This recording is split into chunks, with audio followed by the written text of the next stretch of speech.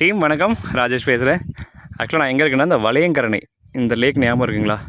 நம்ம 2 இயர்ஸ்க்கு முன்னாடி வச்சது. ஆனால் அதை காமிக்கிறேன் எப்படி முளைஞ்சிருக்கு. நீங்கள் பாருங்கள், கரெக்டாக அப்படியே ஒரே லைனில் நூல் பிடிச்ச மாதிரி பாருங்கள், எவ்வளோ விதை அழகாக முளைஞ்சிருக்கு.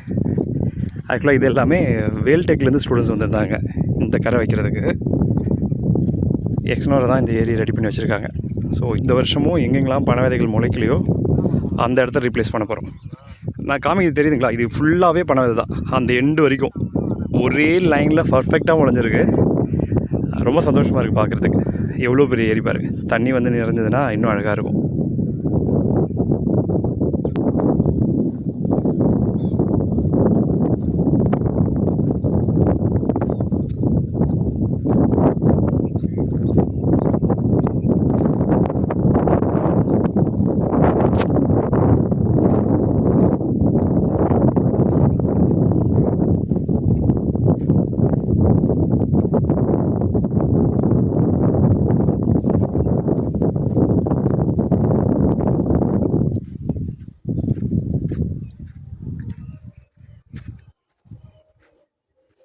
இந்த எண்டும் அதே மாதிரி பாருங்க, மொத்தமாக அது ஆக்சுவலாக என்ன சொல்கிறது, கிட்டத்தட்ட இது நான் நிற்கிறதுலேருந்து அந்த எண்டு வரைக்கும் குறைஞ்சி ஒரு 400 மீட்டருக்கு மேலே இருக்கும்.